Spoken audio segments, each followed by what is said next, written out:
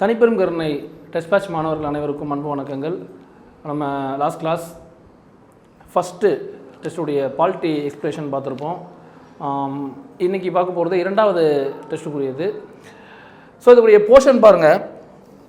Part 2 அப்படின்னு சொல்லக்கூடிய citizenship, part 3 அப்படின்னு சொல்லக்கூடிய ஃபண்டமெண்டல் ரைட்ஸ், பார்ட் 4A அப்படின்னு சொல்லக்கூடிய அடிப்படை கடமைகள், அடுத்த டிபிஎஸ்பி அப்படின்னு சொல்லக்கூடிய பார்ட் 4.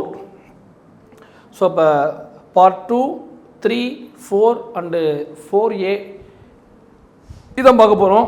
பார்த்துலாமா? ஒரு 30 கொஷின் ஷார்ட் அண்ட் ஸ்வீட்டாக அப்படின்னா பார்த்துடலாம். Okay, right. So first question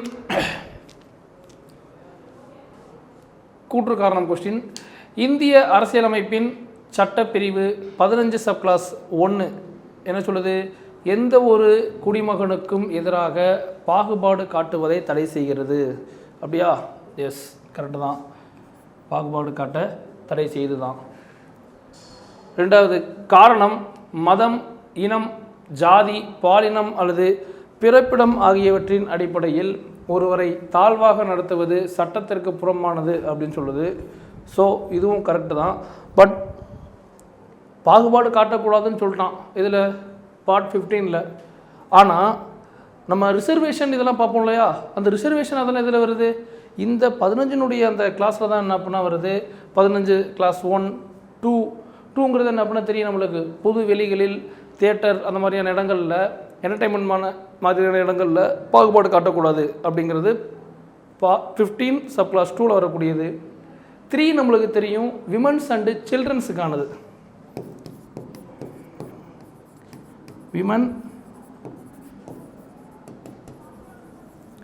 and children, குழந்தைகளுக்கான சிறப்பு உரிமைகள், சிறப்பு சட்டங்கள், சலுகைகள் ஏதாவது அரசு வழங்குது அப்படின்னா இந்த இடத்துல நீங்கள் என்ன பண்ணக்கூடாது? அதை 15 பாலினத்தின் அடிப்படையில் பாகுபாடு காட்டக்கூடாதுன்னு சொல்லிட்டீங்க. அப்புறம் எதுக்கு சப்கிளாஸ் 3 போட்டு விமனுக்கும் சில்ட்ரனுக்கும் கொடுக்குறீங்க? கொடுக்கலாம், அது தடை செய்யாது அப்படிங்கிற மாதிரியான கான்செப்ட் தான் இங்கே. தென் 15 சப்கிளாஸ் 4 என்னது? 15 சப்கிளாஸ் 4 ரிசர்வேஷனில் படிச்சிருப்பீங்க, ஞாபகம் இருக்கா? எஸ், எஸ்சி எஸ்டிக்கான ரிசர்வேஷன் எங்கே? கல்வி நிறுவனங்களை, எங்கே? எஜுகேஷ்னல்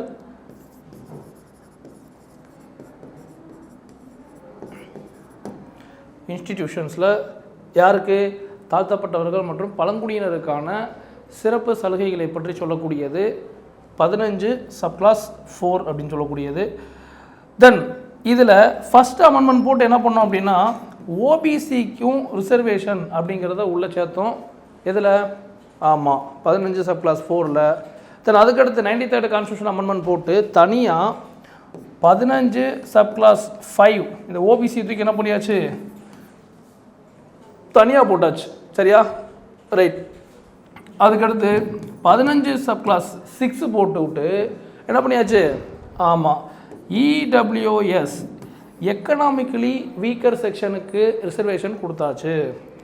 அப்போ 15 1 என்ன சொல்லுது, 2 என்ன சொல்லுது, 3, 4, 5, 6 யார் யாருக்கான ரிசர்வேஷனை பற்றி சொல்லக்கூடியது அப்படிங்கிறது தெரியணும். சார் இதெல்லாம் பாகுபாடு காட்டுற மாதிரி ஆயிராதா அப்படின்னா பல்லாயிரம் ஆண்டுகளுக்காக ஒரு தாழ்த்தப்பட்ட, ஒடுக்கப்பட்ட ஒரு பெண்களாக இருக்கட்டும், ஒரு சமூகமாக இருக்கட்டும், ஒரு கல்வி ரீதியாகவும் சமூக ரீதியாகவும் அவர்களும் மேலே வரணும் அப்படிங்கிற நோக்கத்தோடு என்ன அப்படின்னா கொண்டு வரப்பட்ட கான்செப்ட் தான் அப்படின்னா இந்த ரிசர்வேஷன் கான்செப்ட் அப்படிங்கிறது.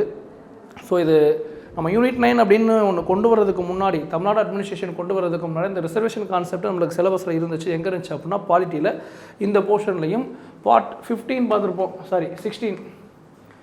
ஸோ இந்த 2 போர்ஷன்லையும் என்ன அப்படின்னா இருக்கும் எந்த கான்செப்ட்? இந்த ரிசர்வேஷன் அப்படிங்கிற கான்செப்ட்.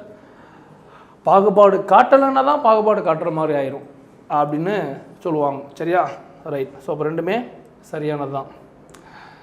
தென் ரெண்டாவது கொஸ்டின், சமத்துவமின்மை மற்றும் பாகுபாட்டினை நீக்குவதற்கான தீர்வுகள் தொடர்பான பின்வரும் கூற்றுகளில் சரியானது எது அப்படின்னு சொல்லிட்டு கேட்டிருக்கிறோம். ஸோ பாருங்களேன், ஆன்சர் பார்த்தீங்கன்னா 3 தப்புன்னு கொடுத்துருக்குறான். அப்போ மீது எல்லாமே சரியா? சரிதான். சாதி மற்றும் மத அடிப்படையிலான மாணவர்களை வகுப்பறையில் தனித்தனியாக அமரச் செய்தல். கரெக்டாக பார்த்தாலே தெரியுது. அந்த மாதிரி அமர சொல்லுவோமா?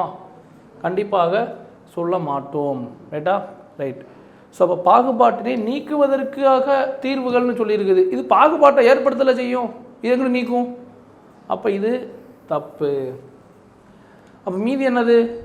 அனைவருக்கும் தரமான உடல்நலம் மற்றும் கல்வியினை கிடைக்க செய்தல். சரி. மற்ற மதங்களை பற்றி தெரிந்து கொள்ளும் வெளிப்படையான மனநிலையை வளர்த்தல். சரி. பொது வாழ்வு மற்றும் நிறுவனங்களில் பெண்களின் திறன்களை வெளிப்படுத்துதல். சரி. ஸோ இது அனைத்துமே பாகுபாட்டினை மற்றும் சமத்துவமின்மையை நீக்குவதற்கான தீர்வுகளாக இந்த 3 சொல்லலாம். 1, 2, 4. தேர்ட் ஒன் பார்த்தாலே தெரியுது அது தப்பு அப்படின்னு சொல்லிட்டு. சரியா? ரைட்.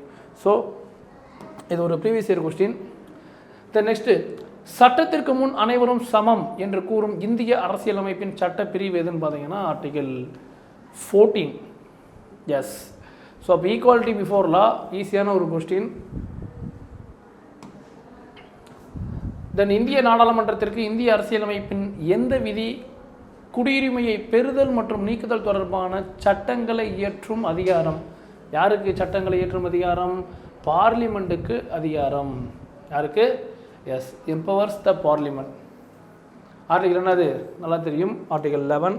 ஸோ ஆர்டிகலை பொறுத்த வரைக்கும் என்ன அப்படின்னா கிட்டத்தட்ட 395 ஆர்டிகல் இருக்குது. ரைட்டா? எத்தனை? 22 பகுதிகள். இப்போ எத்தனை இருக்குது? 25 இருக்குது.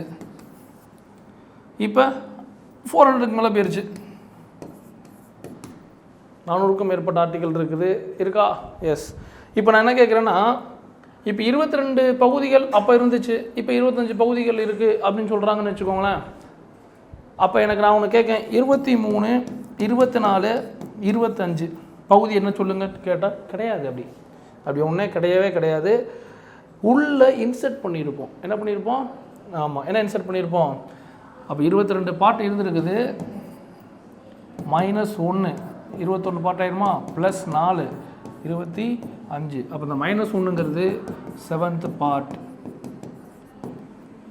இது 4A 14A 9A 9B. So அப்போ இதுதான் உள்ளே இன்சர்ட் பண்ணியிருப்போம். அப்போ இப்போயும் கடைசி ஆர்டிகல் 22 தான். கவுண்ட் எண்ணி பார்த்தீங்க அப்படின்னா தான் எத்தனை வரும்? 25 வரும். சேம் அதே மாதிரி தான் என்ன பண்ண இங்கேயும் கடைசி ஆர்டிகல் 395 தான். கவுண்ட் எண்ணி பார்த்தீங்க அப்படின்னா தான் 440க்கு மேலே என்ன பண்ணால் போயிட்டுருக்கும். சரியா? ரைட். ஸோ இப்போ இங்கே என்ன பண்ணால் பார்லிமெண்ட்டினுடைய பவரை பற்றி என்ன பண்ண கொடுத்துருக்குறாங்க. எது? பார்ட் 2ல் இருக்கக்கூடிய சிட்டிசன்ஷிப் ஆர்டிகல் 5லேருந்து 11 வரைக்கும். இப்போ 5 என்னது? அரசியலமைப்பு சட்டம் நடைமுறைக்கு வரும்போது எப்போ? ஜான் 26 1950 யார் யாரெல்லாம் இந்திய குடிமக்கள் அப்படின்னு சொல்லக்கூடியது இது இந்த பகுதி 5. 8ங்கிறது என்ன அப்படின்னா பர்சன் ஆஃப் இந்தியன் ஆர்ஜின், இந்திய வம்சாவளியினருக்கான குடியுரிமையை பற்றி சொல்லக்கூடியது. இது குடியுரிமை இழத்தல் சம்மந்தமாக சொல்லக்கூடியது. இது பெறுதல் சம்மந்தமாக சொல்லக்கூடியது. இது இழத்தல் சம்மந்தமாக சொல்லக்கூடியது. இது பார்லிமெண்ட்டோட பவரை பற்றி சொல்லக்கூடியது. சரியா? பார்லிமெண்ட்டோட பவரை பற்றி சொல்லக்கூடியது. The next question, choose the incorrect பேர் ஃப்ரம் த ஃபாலோயிங். அப்போ ஆர்டிகல் ஃபஸ்ட்டு எப்போவுமே இந்த மாதிரி சரியான கூற்று தவறான கூற்றுன்னு கேட்டான்னு வச்சுக்கோங்களேன், முதல்ல நீங்கள் பண்ண வேண்டியது அதை ரவுண்ட் பண்ணிடுது. ஏன்னா நம்ம மக்கள் எப்போவுமே என்ன பண்ணால் கொஸ்டின் மைண்டு பாசிட்டிவாகவே யோசிச்சு சரியானது எதுன்னே நம்மளுக்கு தேடிட்டு கிடக்கும். சரியா? ரைட். ஸோ அப்போ ஃபஸ்ட் என்ன பண்ணிடணும், அதை ரவுண்ட் பண்ணி விட்ருணும். நெக்ஸ்ட்டு பார்த்தீங்க அப்படின்னா அரசியலமைப்பு 10 விதி ஆர்டிகல் 10 என்ன சொல்லுது? Convenience of the rights of citizenship, இந்திய குடியுரிமையை தொடர்தல் தொடர்பானது சரிதான். Article 6 rights of citizenship of certain persons who have migrated to India from Pakistan. கரெக்டா? பாகிஸ்தானிலிருந்து இந்தியாவிற்கு. கரெக்டாக தான். ஆர்டிகல் 7 அயல்நாட்டு குடியுரிமையை தானாக பெற்றால் இந்திய குடியுரிமை இழத்தல். இப்போ தான் சொன்னேன் இழத்தல் தொடர்பானது ஆர்டிகல் 9 என்று. அப்போ இது ஆர்டிகல் 7 வராது. ஆர்டிகல் 7 என்னது அப்படின்னு பார்த்தீங்கன்னா இந்தியாவிலிருந்து பாகிஸ்தான் போயிட்டு மீண்டும் இந்தியா வந்தவங்க. அதான் என்னது ஆர்டிக்கிள் 7 அப்படிங்கிறது. அப்போ எப்போ சார் இது அப்படின்னு பார்த்தா மார்ச் 1 1948. ஸோ இதுக்கப்புறம் யாராவது என்ன அப்படின்னா பாகிஸ்தானுக்கு போயிட்டு திரும்ப வந்திருந்தாங்க அப்படின்னு சொல்லிட்டு பார்த்தீங்கன்னா அவங்க மீண்டும் என்ன பண்ணணும், உள்ளே வர்றாங்கன்னு வச்சுக்கோங்களேன். எப்போ? ஆமாம், மார்ச் 1க்கு அப்புறம் வர்றாங்க அப்படின்னா அவர்கள் எப்படி குடியுரிமை வழங்கலாம்? பதிவு செய்து அதற்கென்று என்ன அப்படின்னா இருக்கக்கூடிய 5 விதமாக நம்ம பார்ப்போம்ல, அதில் பதிவு செய்து தான் குடியுரிமை பெற முடியும். ரைட்டா? ஸோ அப்போ 7 பாகிஸ்தான் போயிட்டு திரும்ப இந்தியா வந்தவங்களுக்கானது. சரியா? ரைட். நெக்ஸ்ட்டு 1955ஆம் ஆண்டு குடியுரிமை சட்டத்தின் மூலம் இந்தியாவில் குடியுரிமையை பெறும் வழிமுறைகள்னா by birth correct, by descent correct, by registration correct, by purchasing ப்ராப்பர்ட்டிங்கிறது தப்பு, by incorporation of territory correct. அப்போ பை பர்த்னா என்னது? In India. அப்போ இந்தியாவில் ஒரு குழந்தை பிறக்குது. அப்போ within the India, within the country. அப்போ ரெண்டுக்குமான வித்தியாசம் என்னன்னு பாருங்களேன். இது வித்தின் த கண்ட்ரி, இது outside the country. Outside the country. Yes. So இது பை ரிஜிஸ்ட்ரேஷன் அப்படிங்கிறது தெரியும் நம்மளுக்கு. யார்? பர்சன் ஆஃப் இந்தியன் ஆரிஜின்ஸாக இருக்கட்டும், இல்லை இந்தியரை திருமணம் செய்து கொண்டவர்களாக இருக்கட்டும், ஸோ அவர்களுக்கான. ரைட்டா? ரைட். தென் நெக்ஸ்ட்டு அப்போ இதை பாருங்களேன். சொத்துரிமை வாங்குவதன் மூலம் குடியுரிமை அப்படிங்கிறது கிடையாது. வேணான்னு ஒன்று இருக்குது. என்னது? பை நேச்சுரலைசேஷன், இயல்பூட்டுதல் மூலம். பை நேச்சுரலைசேஷன், அதாவது இயல்பூட்டுதல், அதாவது இயல்புரிமை அப்படின்னு சொல்லலாம். ஓகே. நெக்ஸ்ட்டு உலகளாவிய இந்திய புலம்பெயர்ந்தோர் குறித்த விரிவான ஆய்வை மேற்கொள்ளவும் அவர்களுடன் ஆக்கப்பூர்வமான நடவடிக்கைகளை பரிந்துரைப்பதற்காகவும் செப்டம்பர் 2000 ஆண்டு அவர் யாருடைய தலைமையின் கீழ் அப்படின்னா எல்எம் சிங்வி. இவர் ஆக்சுவலாக என்ன பண்ணி எதுலையும் பார்ப்பீங்க அப்படின்னா லோக்கல் கவர்மெண்ட்லேயும் பார்ப்பீங்க. யார்? எல்எம் சிங்வியை. அப்போ என்ன பண்ணுறாரு? பிரவாசி பாரதிய திவாஸ் அப்படின்னு சொல்லிட்டு வெளிநாடு வாழ் இந்தியர் தினம் எப்போ? Jan 9.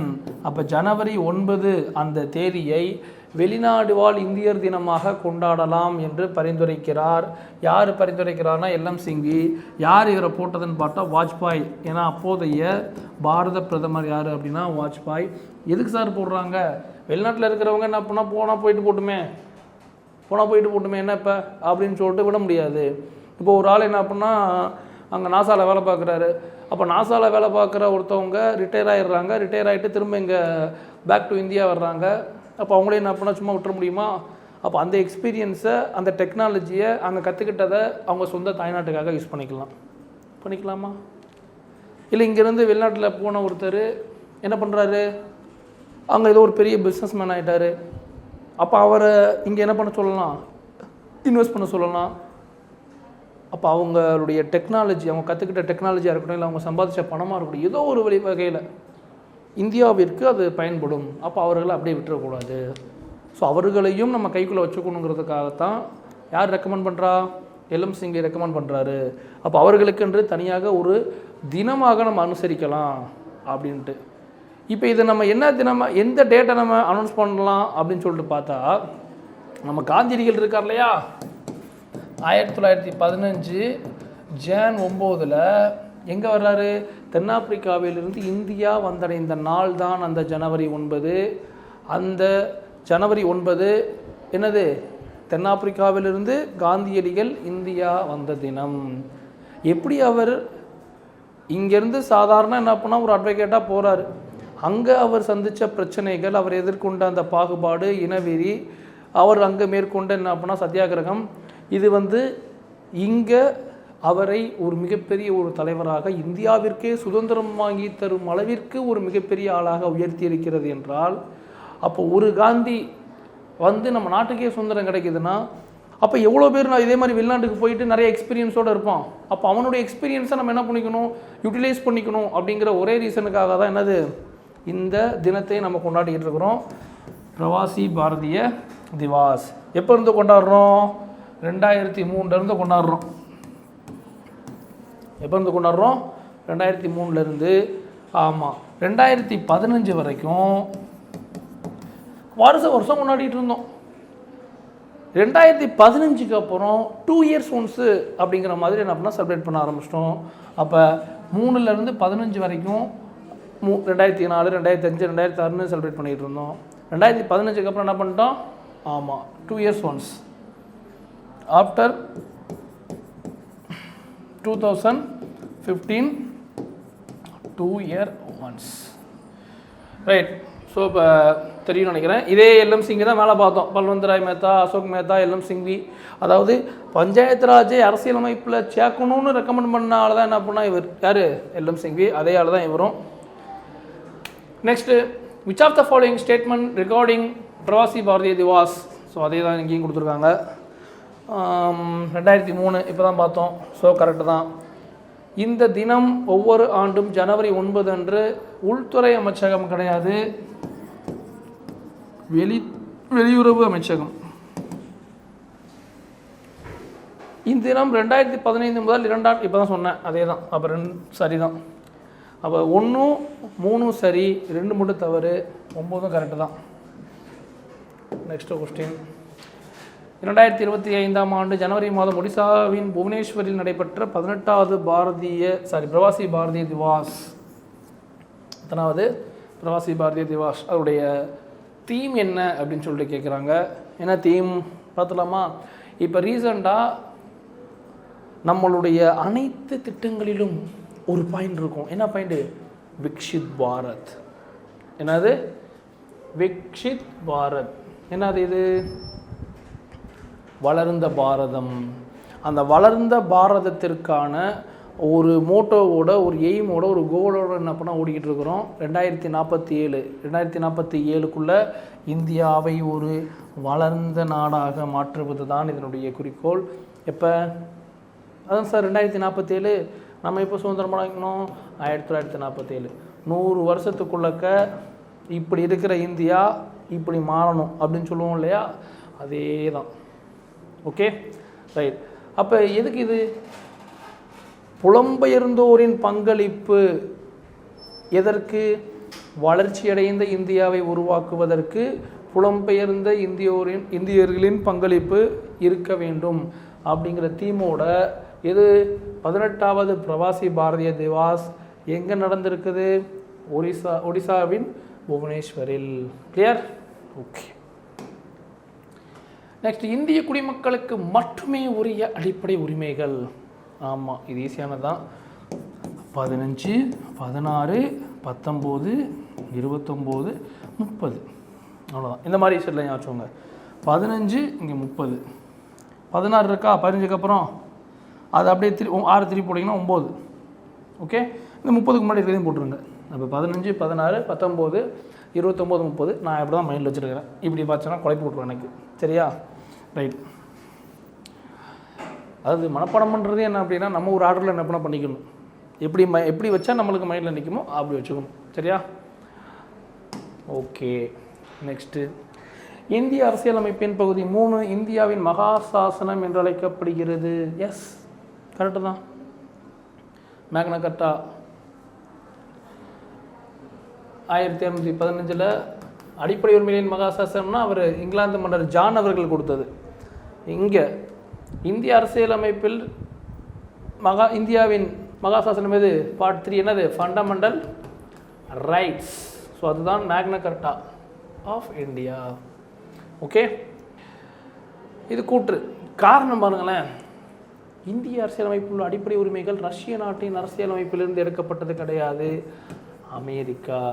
அப்போ ஃபண்டமெண்டல் ரைட்ஸ் எங்கேருந்து நம்ம இன்ஸ்பயர் ஆகிருப்போம் அப்படின்னா யூஎஸ்ஏ, அமெரிக்கா. ரஷ்யாவிலேருந்து என்ன பண்ணால் இருக்குது, என்ன இருக்குது? 5-year பிளான் எங்கேருந்து எடுத்திருப்போம்?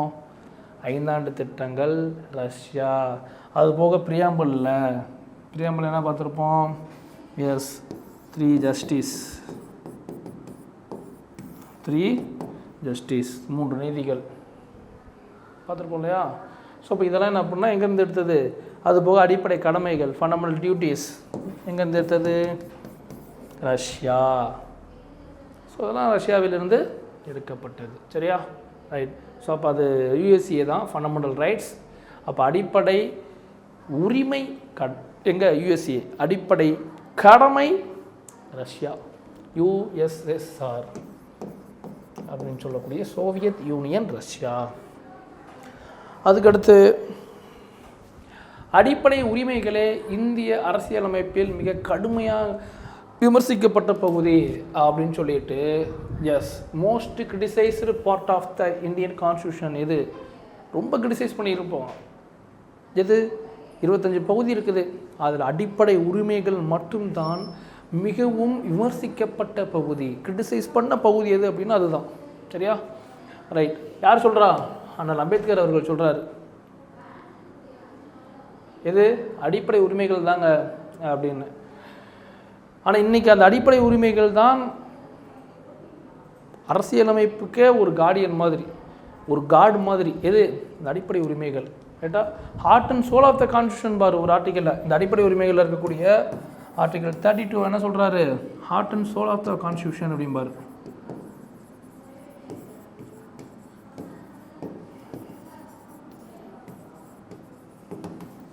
Soul of the constitution. சரியா? ரைட். நெக்ஸ்ட்டு, வேலையின்மை, முதுமை, நோய், மாற்றுத்திறனாளிகள் ஸ்காலர்ஷிப் கொடுக்கணுங்க. உதவித்தொகை யாருக்கு கொடுக்கலாமா? எஸ். வேலை இல்லையா? கொடுக்குறாங்களே. எங்கே கொடுக்குறாங்க? எம்ப்ளாய்மெண்ட் ஆஃபீஸில் 10th முடிச்சிருந்தா இவ்வளவு, 12th முடிச்சிருந்தா இவ்வளவு, டிகிரி முடிச்சிருந்தா இவ்வளவு கொடுக்குறாங்க இல்லையா? இப்போ ஒரு கட்சி கூட என்ன பண்ணால் அறிவிச்சிருக்கிறாங்க, பார்த்துருப்பீங்க. டிகிரி முடிச்சுட்டு படிக்காத இளைஞர்களுக்கு 4000 ரூபா உதவித்தொகை. பார்த்துறீங்களா? இது டிபிஎஸ்பி 41 ஆர்டிகல். அப்போ பாருங்களேன், அரசியல்வாதிகள் தேர்தல் அறிக்கையை தயாரிக்கும் போது எங்கேருந்து காப்பி அடிக்கலாம் அப்படின்னு பார்த்தீங்கன்னா இந்த டிபிஎஸ்பியை காப்பி அடிக்கலாம். ஏன்னா இதில் இருக்கிற எல்லா விஷயங்களுமே மக்களுக்கு நல்லது பண்ணக்கூடிய விஷயங்கள் தான். அதனால் அம்பேத்கர்கிட்ட கேட்குறாங்க, நீங்கள் பாட்டுக்கு இந்த மாதிரி டிபிஎஸ்பின்னு ஒன்று வச்சு இது நடைமுறைப்படுத்தலைன்னா கோர்ட்டில் கேள்வி கேட்க முடியாது அப்படின்னு சொல்லிட்டீங்க. ஆனால் இதில் இருக்கிற விஷயங்கள் அரசியல்வாதிகள், ஆட்சியாளர்கள், மக்களுக்கு நல்லது பண்ணக்கூடிய விஷயமும் சொல்லிட்டீங்க. இப்போ அவன் அது பண்ணலைன்னா, அடிப்படை உரிமைகள் கிடைக்கலன்னா கோர்ட்டுக்கு போய் கேட்குறாங்க, அது ஜஸ்டிசியபிள். டிபிஎஸ்பி கிடைக்கலன்னா கோர்ட்டுக்கு போக முடியாது, நான் ஜஸ்டிசியபிள். அவன் கிடைக்கலன்னா என்ன பண்ணுவான் அப்போ அவன் அப்படின்னு அந்த ஆட்சியாளர்கள் மக்களுக்கு பண்ணலைன்னா என்ன பண்ணுறது அப்படின்னு அம்பேத்கர்கிட்ட கேட்குறாங்க. அதுக்கு அவர் சொல்கிறாரு, if someone ignore DPSP, people will ignore them while election. அதாவது டிபிஎஸ்பியில் இருக்கிற விஷயங்களை எந்த ஆட்சியாளனாவது நிராகரித்தால் மக்கள் அவர்களை தேர்தல் சமயத்தில் பார்த்துக்குவாங்க, மக்கள் அவர்களை தேர்தல் சமயத்தில் புறக்கணிச்சிருவாங்க. டிபிஎஸ்பியை புறக்கணிக்கிறவங்கள மக்கள் புறக்கணிச்சிருவாங்க. யார் சொல்கிறா? அம்பேத்கர் சொல்கிறார். சரியா? ரைட். இன்னும் அவ்வளோ விஷயங்கள் எல்லாமே மக்களுக்கு அது செய்வேன் இது செய்வேன் இன்றைக்கி நம்ம தேர்தலில் அரசியல்வாதிகள் சொல்லுவாங்க இல்லையா, அந்த மாதிரி தான் இதில் இருக்க எல்லாமே மக்களுக்கு நல்லது செய்யக்கூடியதாக இருக்கும். சரி, ரைட். ஸோ ஆர்டிகல் 41 தான் அப்புறம் இந்த ஸ்காலர்ஷிப் சம்மந்தமாக. ஆமாம், படிக்கும்போதும் சரி, படிக்கும்போதும் வாங்கியிருப்போம் நம்ம ஸ்காலர்ஷிப்லாம். Old pension scheme, Atal pension Yojana என்ன பண்ணால் பார்க்குறோம். நோய்க்கு எதுக்கு பார்க்குறோம்? ஆயுஷ்மான் பாரத், முதலமைச்சர் விரிவான காப்பீடு திட்டம், அது மாதிரி எக்கச்சக்கமாக இருக்குது. சரியா? மாற்றுத்திறனாளிகளுக்கான உதவித்தொகை. So article 41. நெக்ஸ்ட்டு பாருங்கள், ஆவண கேட்பு நிதி. பாருங்கள், இவங்களுக்கு தெரியல அப்படின்னா 1, 2, 3, 4. அப்போ இந்த 4க்கு 4 பேருக்குமே ஒன்று கொடுக்கணும். 4 பேருக்கு என்ன கொடுக்கணும்? ஒன்று என்ன ஒன்று? ஓய்வூதியம் கொடு, உதவித்தொகை கொடு, அவ்வளோதான். அதுக்கடுத்து சர்டியூரரி, ஆவண கேட்பு நிதி பேராணை. அப்போ இது ஆர்டிகல் 30, 2ல் 2 அடிப்படையில் ரிட். என்ன ரிட்டுனா, ஒரு செயலை செய் அல்லது செய்யாத அப்படின்னு நீதிமன்றத்தாலோ அல்லது வேறு ஏதேனும் அமைப்பாலோ எழுத்துப்பூர்வமாக வெளியிடக்கூடிய ஒரு உத்தரவு தான் என்ன அப்படின்னா இந்த ரிட் அப்படின்னு சொல்லக்கூடியது. 5 விதமான ரிட் வந்து என்ன பண்ணால் சுப்ரீம் கோர்ட்டும் சரி ஹைகோர்ட்டும் சரி பிறப்பிக்கலாமா? ஆமாம், பிறப்பிக்கலாம். ஸோ இப்போ அதில் பாருங்கள், ஃபஸ்ட்டு ஹேபியஸ் கார்பஸ் அப்படின்னு சொல்லுவாங்க, ஆட்கொணர்வு நீதி பேராணை. ஆட்கொணர்வுனா நம்மளுக்கு தெரியும், ஆளை கொண்டு வந்து நிறுத்து, to have the body of. Okay, அப்போ நம்ம பார்த்துருப்போம் ஜெய்பீம் படம்லாம் அப்படின்னா மெயின் கான்செப்டே அதுதான், இது ஆட்கொணர்வு நீதி பேராணை தான். அப்போ ஆவண கேட்பு நீதி பேராணை அப்படின்னு சொல்லிட்டு பார்த்தீங்கன்னா ஆவணங்களை உயர்நீதிமன்றத்திற்கு அனுப்புதல். யார்? கீழமை நீதிமன்றம். இப்போ டிஸ்ட்ரிக்ட் கோர்ட் இருக்குது, அப்போ ஒரு கேஸ் ஓடிக்கிட்டு இருக்குது, ஹைகோர்ட் என்ன பண்ணுறாங்க, அது என்னது கேஸு, அது தொடர்பான ஆவணங்களை எனக்கு அனுப்பு அப்படின்னு சொன்னாங்கன்னா அந்த ஆவணங்களை யாருக்கு அனுப்பணும்? மேல் இருக்க நீதிமன்றத்துக்கு அனுப்பிச்சி விடணும். ஸோ அதான் ஆவண கேட்பு நீதி பேராணை. இல்லை ஒரு தீர்ப்பு கொடுத்துருக்குறாங்க, எந்த ஆவணத்தின் அடிப்படையில் நீங்கள் எந்த தீர்ப்பு கொடுத்தீங்க அப்படின்னு சொல்லிட்டு கேட்கலாம். சரியா? ரைட். அடுத்து வந்து ப்ரொஹிபிஷன். இதெல்லாம் நிறைய இடத்துல பார்த்துருப்போம், மொபைல் பயன்படுத்துவதற்கு தடை அப்படிங்கிற மாதிரி. அப்போ தடை பேர்லேயே இருக்குது, தடை. அப்போ இங்கே தடை எது? கீழ் நீதிமன்றம் தனது லிமிட்டை தாண்டி செயல்படுவதற்கு தடை. கீழ் நீதிமன்றம் தன்னுடைய லிமிட்டை தாண்டி செயல்படுவதற்கு உனக்கு அவ்வளோதான் லிமிட்டு அப்படிங்கிற மாதிரி. அடுத்து கோ வாரண்டோ, தகுதி முறை வினவும் நீதி பேராணை. அப்போ இந்த தகுதியின் அடிப்படையில் நீ இந்த பதவியில் இருக்கிற அப்படின்னு சொல்லிட்டு, அப்போ ஒரு அதிகாரம் அல்லது பதவியை கைப்பற்றுவதை தடுத்தல். இது அமைச்சர்களுக்கு வந்து அப்படின்னா பொருந்தாதுன்னு சொல்லுவாங்க. ஏன்னா அவர்கள் மக்களால் தேர்ந்தெடுக்கப்பட்டவர்கள். மற்றபடி யாராவது இருக்கிறாங்க அப்படின்னா, இப்போ யாரோ ஒரு காசு கொடுத்து உள்ளே வந்து உட்காந்துருக்குறோம், எந்த தகுதியின் அடிப்படையில் நீ இருக்கிற அப்படிங்கிற மாதிரி தகுதி முறை வினரும் நீதி பேராணை அரசு அலுவலகங்களை முறைகேடாக கைப்பற்றுவதற்காக தடுக்கும் பொருட்டு பிறப்பிக்கக்கூடியது இந்த கோ வாரண்டுங்கிறது. கட்டளை அப்படின்னா என்ன பண்ணால் வி கமாண்டு, அதுக்கு மீனிங் என்ன பண்ணால் வி கமாண்ட் அப்படின்னு சொல்லுவாங்க. அப்போ அரசு அதிகாரி, அப்போ ஒரு அரசு அதிகாரி கிட்டக்க போகிறேன் நான், என்கிட்ட எல்லா சர்டிஃபிகேட்டும் இருக்குது.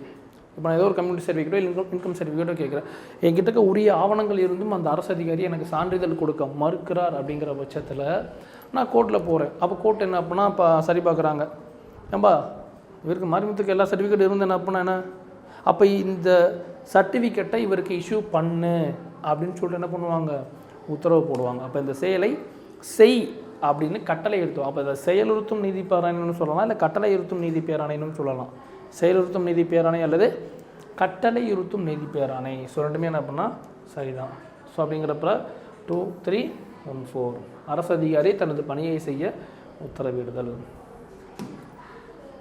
தென் நெக்ஸ்ட்டு பார்த்தீங்க அப்படின்னா அடிப்படை உரிமைகள் பற்றிய பின்வரும் கூற்றுக்கள்.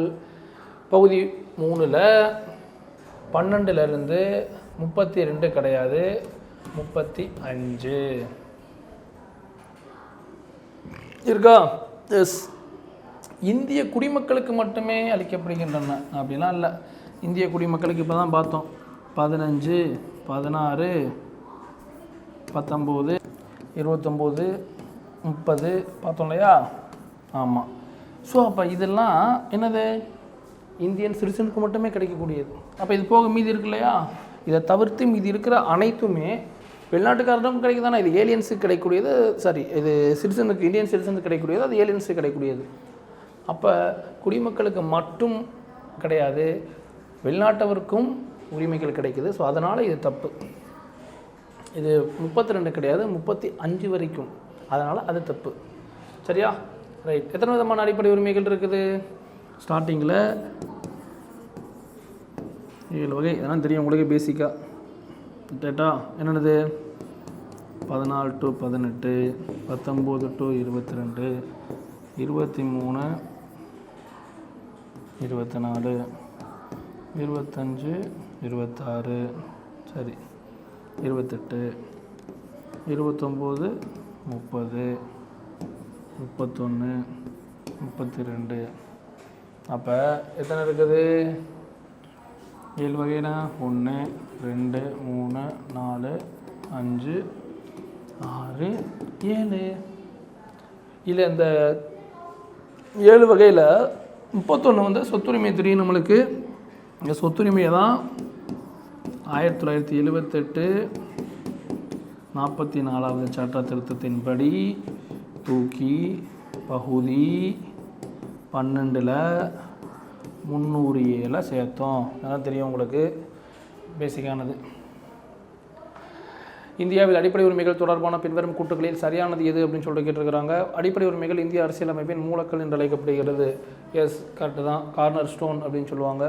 இந்திய அரசியலமைப்பின் அடிப்படை உரிமைகள் முக்கியமாக 1935ஆம் ஆண்டு இந்திய அரசாங்க சட்டத்திலிருந்து பெறப்பட்டது கிடையாது. மேலே நம்ம பார்த்தோம்,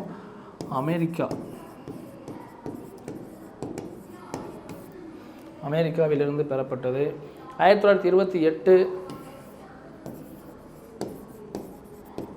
ஆகஸ்ட் 10 மோதிலால் நேரு, எந்த நேரு?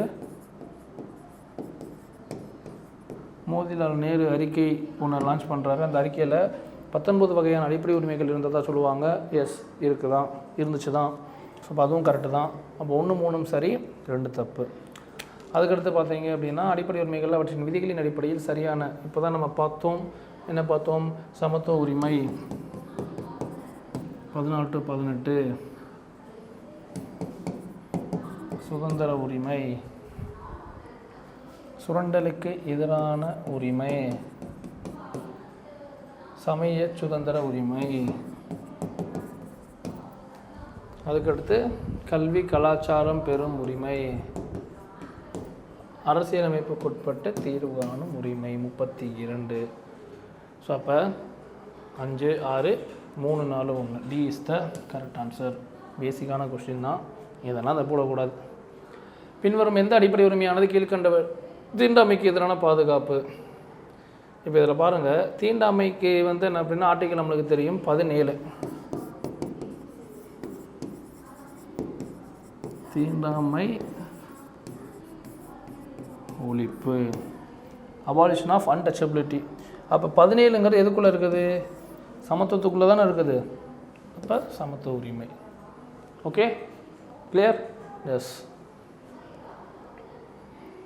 அதுக்கடுத்து நமது நாட்டின் சொத்துரிமை அப்படிங்கிறது இப்போ தான் பார்த்தோம், ஆர்டிக்கல் 31. இப்போ எங்கே இருக்குது? 307. 31 இருக்கிறப்ப அது பார்ட் 3, இது பார்ட் 12. 31லேருந்து 307. அப்போ இது கரெக்டு தான். சட்டப்பூர்வ உரிமையா அடிப்படை உரிமையா? இதில் இருக்கிறப்ப அடிப்படை உரிமை, 31 இருக்கிறப்ப ஃபண்டமெண்டல் ரைட்ஸ், 307 போகிறப்ப லீகல் ரைட்ஸ். அப்போ இப்போ எதில் இருக்குது அப்படின்னு பார்த்தா லீகல் ரைட்ஸ், சட்டப்பூர்வ உரிமையாக தான் இருக்குது. ஓகே, இது கிளியரா? அதாவது 1978 வரைக்கும் அது fundamental rights. After 1978 44th constitution amendment act அதுக்கப்புறமா லீகல் ரைட்ஸ். அப்போ லீகல் ரைட்ஸுங்கிறது என்ன பண்ணால் தெரிஞ்சிருச்சு, சட்டப்பூர்வ உரிமை, சட்ட உரிமை. அது குடிமக்களுக்கு, இந்திய குடிமக்களுக்கு மட்டுமா? இல்லை, எந்த ஒரு நகருக்குமா? Any person. சார் அப்போ எப்படி சார், யாருனாலும் சொத்து வாங்கிக்கலாமா, சொத்து வச்சுக்கலாமா? இந்தியர்கள், வெளிநாட்டவர் வச்சுக்கலாம். ஆனால் ஒரு சில ரெஸ்ட்ரிக்ஷன்ஸ் இருக்குது. FEMA, foreign exchange management act, என்னது? இதுக்கு முன்னாடி ஃபெரான் இருந்துச்சு, பார்த்துருப்பீங்களா? எஸ். அடுத்து ஆர்பிஐ. ஸோ அப்போ இவங்க இந்த சட்டத்தில் ஒரு சில விதிமுறைகள் சொல்லியிருப்பாங்க. அப்போ இதை பொறுத்த வரைக்கும் பாருங்களேன், இந்தியாவில் எங்கு வேண்டுமானாலும் எந்த வகை சொத்துக்களையும் வாங்கலாம். யார் வாங்கலாம்? இந்தியர்கள்.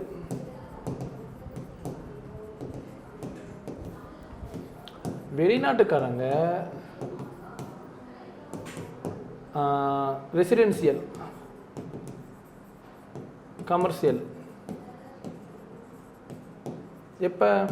182 நாளைக்கு மேலே வந்து இந்தியாவில் தங்கியிருக்கக்கூடிய ஒரு வெளிநாட்டவர் என்ன பண்ணலாம்? ரெசிடென்சியல் அண்ட் கமர்ஷியல் பில்டிங் அல்லது சொத்து வாங்கலாம். எது வாங்க முடியாது அப்படின்னு சொல்லிட்டு பார்த்தீங்கன்னா விவசாய நிலம்,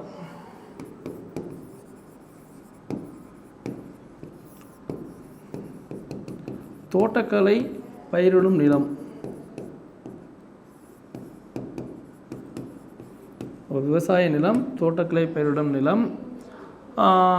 ஸோ இப்போ இதெல்லாம் என்ன பண்ண முடியாது, வெளிநாட்டுக்காரங்க வாங்க முடியாது.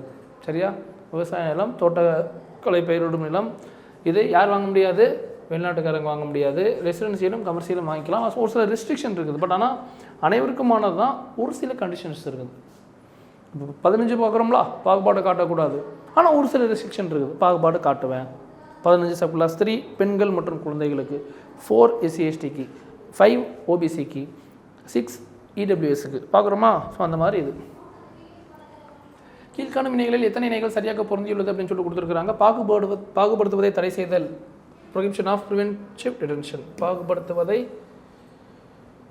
தடை செய்தல் சுதந்திர உரிமையா? இல்லை. பேச்சுரிமை மற்றும் கருத்து தெரிவிக்கும் உரிமை, சமத்துவ உரிமை அப்படின்னு சொல்லிட்டு கொடுத்துருக்குறாங்க. எஸ், கரெக்டு தான். 14 to 18 தான் சமத்துவ உரிமை. பேசுகிறது கருத்து 19. ஸோ அப்போ இது என்னது, தப்பு. சமய விவகாரங்களை நிர்வகிக்கும் உரிமை சமயச்சார்பு. ஸோ இது கரெக்டு தான். சிறுபான்மையினர் கலாச்சார பாதுகாப்பு பெறும் உரிமை கல்வி கலாச்சார உரிமை. ஸோ இது கரெக்டு தான். ஸோ இப்போ பாகுபடுத்துவதை தடை செய்தல் அப்படிங்கிறது சுதந்திர உரிமை கிடையாது, அது சமத்துவ உரிமை. அப்படியே ஸ்வாப் பண்ணிக்கோங்க. இங்கே இருக்கிறது அங்கே போகும், அங்கே இடத்துக்கு இங்கே போகும். ரைட்டா? ஏன்னா சுதந்திர உரிமைங்கிறது என்னது, 19 to 22. அப்போ இது அங்கே போகும், அது இங்கே வரும். சரியா? ஆர்டிகல் என்னது, இது 15, 19. கரெக்டாக இருக்கா? எஸ். ஓகே. ஆனால் இங்கே ப்ரொஹிபிஷன் ஆஃப் ப்ரிவென்டிவ் டிடென்ஷன் அப்படின்னு சொல்லிட்டு போட்டிருக்காங்க. டிடென்ஷன்னா ஆர்டிகல் 22 வந்துடுமே. சரி, ஓகே. அப்போ இங்கே இங்கிலீஷ் மீடியம் மட்டும் என்ன பண்ணால் பார்த்துவோம். சரியா?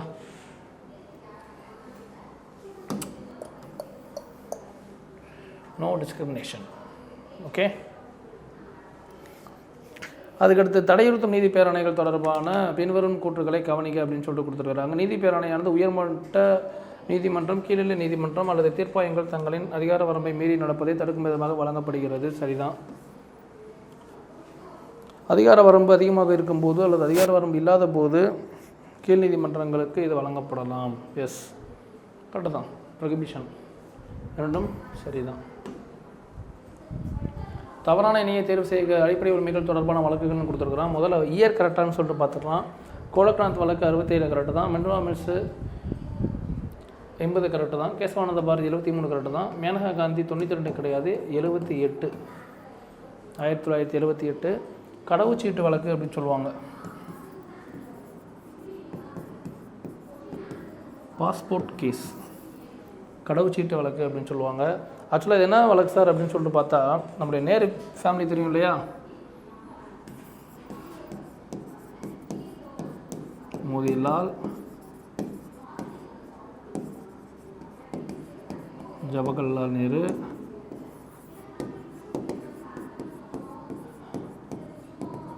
இந்திரா காந்தி, ராஜீவ் காந்தி, சஞ்சய் காந்தி.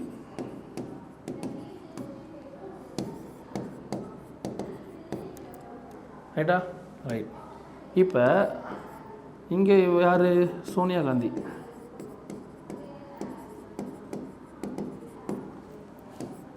இங்கே யார், அவங்க தான் இந்த மேனகா காந்தி.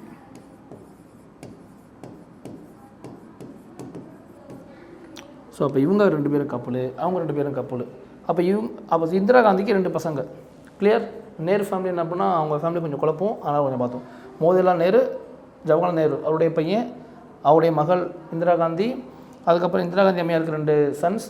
இதில் ராஜீவ் காந்தி, சோனியா காந்தியினுடைய பசங்க தான் என்ன பண்ணால் இப்போ இருக்கிற ஆட்கள். தெரியும் நம்மளுக்கு யார், ராகுல் காந்தி, பிரியங்கா காந்தி. ஸோ இந்த செட்டப் உங்களுக்கு புரியும் அப்படின்னு நினைக்கிறேன். ஏன்னா இப்போ அரசியல் ஓடிட்டுருக்கிறதுனால உங்களுக்கு இது தெரிஞ்சிருக்கணும்.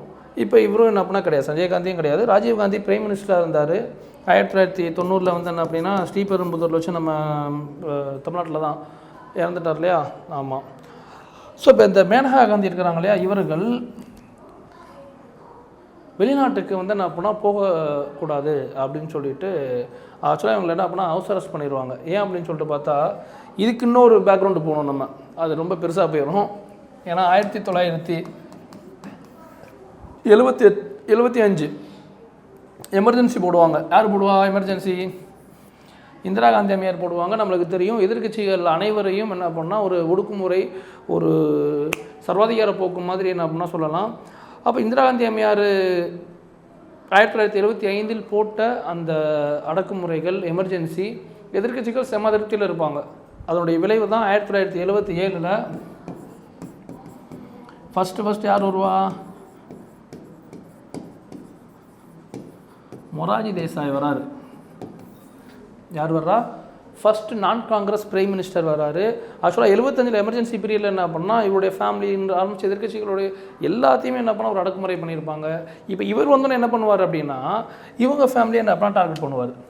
ரைட்டா? ஸோ இப்போ அதன் அடிப்படையில் மேனகா காந்தியினுடைய பாஸ்போர்ட்லாம் என்ன பண்ணால் முடக்கிடுவாங்க.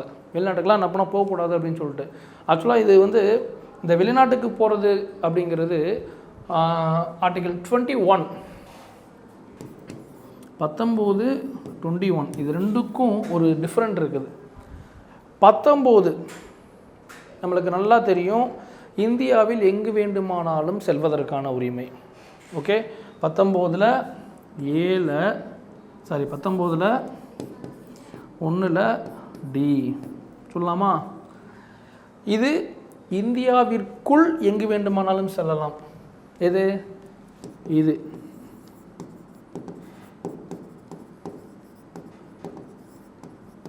இந்தியாவிற்குள். இது வெளிநாடு செல்வதற்கான உரிமை. தனி மனித சுதந்திரம் மற்றும் வாழ்க்கை பாதுகாப்புன்னு இருக்குமா? ஸோ அதில் எக்கச்சக்கமான ரைட்ஸ் கொடுத்துருப்பாங்க. அதில் ஒன்று தான் வெளிநாடு செல்வதற்கான உரிமை அப்படிங்கிறது. ஸோ இப்போ இங்கே இந்திரா காந்தி அவர்களுடைய பாஸ்போர்ட் முடக்கப்பட்டது சரியா இல்லையா அப்படிங்கிற மாதிரியான ஒரு கேஸ் ஓடிட்டுருக்கோம். ரைட்டா? இந்த இடத்துல நீங்கள் இன்னொன்று என்ன அப்படின்னா ரிமைண்ட் பண்ண வேண்டியிருக்குது. எது அப்படின்னு சொல்லிட்டு பார்த்தீங்கன்னா கோபாலன் ஏகே கோபாலன் வழக்கு 1950 இங்கே ரிமைண்ட் பண்ணணும். இது ரெண்டையும் என்ன பண்ணால் சேர்த்து பார்க்க வேண்டியிருக்கும். இவரையும் ஹவுஸ் அரெஸ்ட் பண்ணியிருப்பாங்க. இவர் வந்து என்ன பண்ணால் ஒரு கம்யூனிஸ்ட் தலைவர் ஜவஹர்லால் நேரு அவர்களை வந்து என்ன பண்ணால் விமர்சனம் பண்ணி பேசுனதுனால இவரை ஹவுஸ் அரெஸ்ட் வச்சுருவாங்க 1950.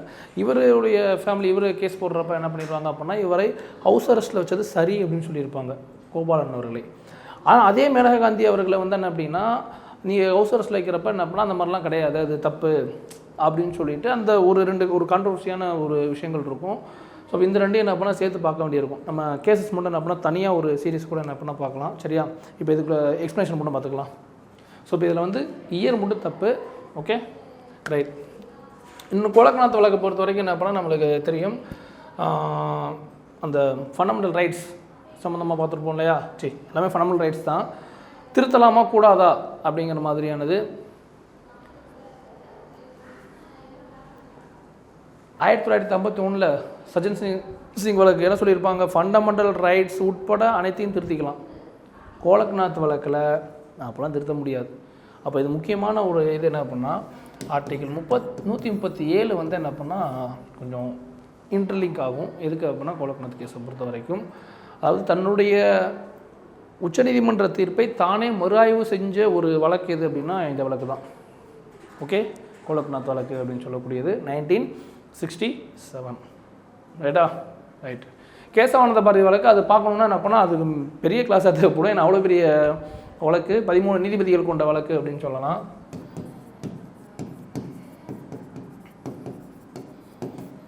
ஸோ அது பெருசாக நம்ம பார்ப்போம். தனியாக ஒரு சீரீஸாக வழக்குகள் கேசஸ் மட்டுமே என்ன பண்ணால் தனியாக பார்க்கலாம்.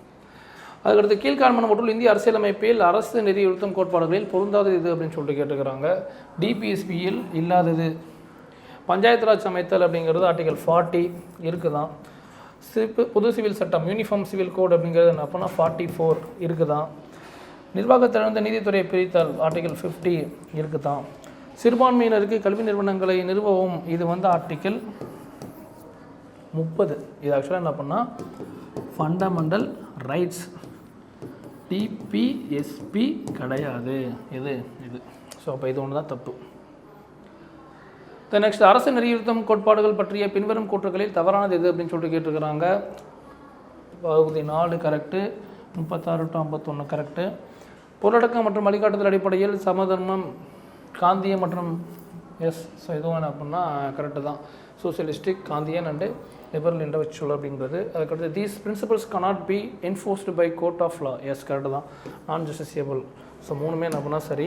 இந்திய அரசியலமைப்பின் புதுமையான சிறப்பம்சம் என்று ஜவஹர்லால் நேரு சொல்லியிருக்க மாட்டார்.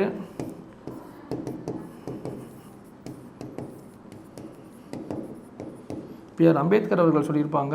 என்ன சொல்லியிருப்பாங்க? நாவல் ஃபீச்சர்ஸ் அப்படின்னு சொல்லியிருப்பாங்க. சரியா? ஆமாம்.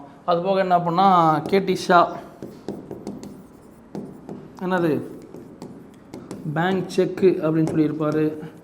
எம்சி சுக்லா சொர்க்க பூமி,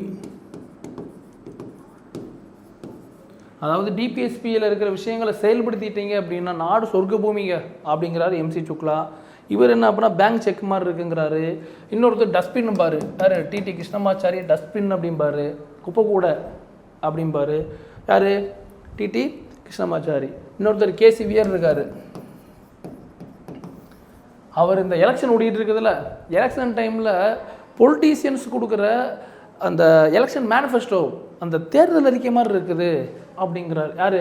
இந்த கேசி வியர் அப்படிங்கிறவர். வாழ்க்கை தரக்கூடிய ஒன்று, இதுக்கு அரசியலமைப்பு புத்தகத்துக்கே வாழ்க்கை தரக்கூடிய ஒன்று அப்படின்னா இந்த ஃபண்டமெண்டல் ரைட்ஸும் ப்ளஸ் டிபிஎஸ்பியும் அப்படின்னு ஒருத்தர் சொல்லியிருப்பார். அவர் எல்எம் சிங்வி ஆல்ரெடி பார்த்துருப்போம் இல்லையா? ஸோ அவர் தான். சரியா?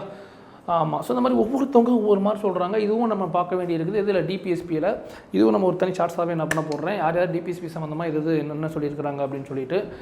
நெக்ஸ்ட்டு கொஷின் பார்த்தீங்க அப்படின்னா 2002ஆம் ஆண்டின் 86வது அரசியலமைப்பு சட்ட திருத்தம்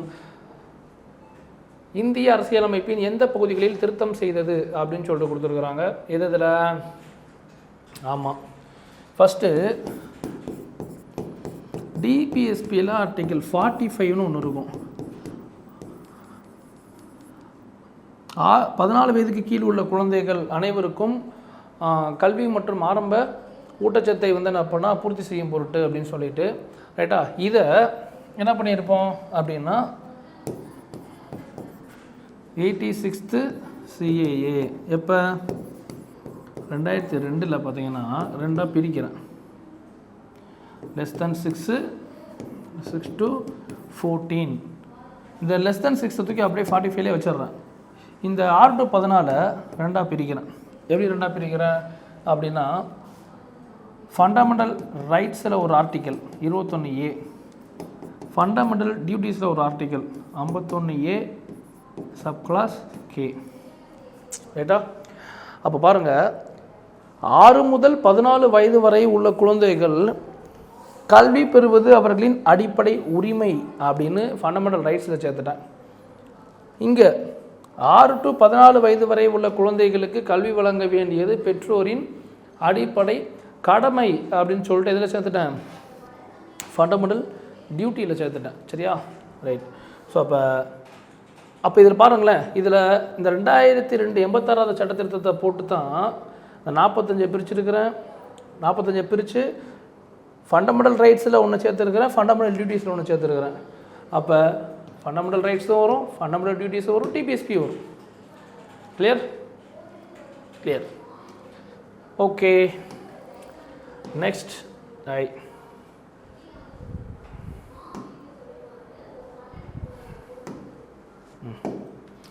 இந்திய அரசியலமைப்பு சட்டத்தின் பின்வரும் எந்த விதிகளில் சுற்றுச்சூழலில் பாதுகாப்பு மேம்பாடு பற்றி குறிப்பிடப்பட்டுள்ளது அப்படின்னு சொல்லிட்டு பார்த்தா 39A நம்மளுக்கு தெரியும், ஃப்ரீ லீகல் எய்டு அப்படிங்கிறது. 48A S. ஸோ இது வந்து என்ன 48ங்கிறது அனிமல் ஹஸ்பண்ட்ரி, கால்நடை வளர்ப்பு, விவசாயம், அக்ரிகல்ச்சர் மற்றும் அனிமல் ஹஸ்பண்ட்ரி அப்படிங்கிறது 48. 48ஏங்கிறது என்ன பண்ணால் சுற்றுச்சூழல் பாதுகாப்பு. ஸோ இது வரும். 45 இப்போ தான் பார்த்தோம் நம்ம, 14 வயதுக்கு கீழே உள்ள குழந்தைகளுக்கானது. ஸோ இது வர வாய்ப்பில்லை, இதுவும் வர வாய்ப்பில்லை.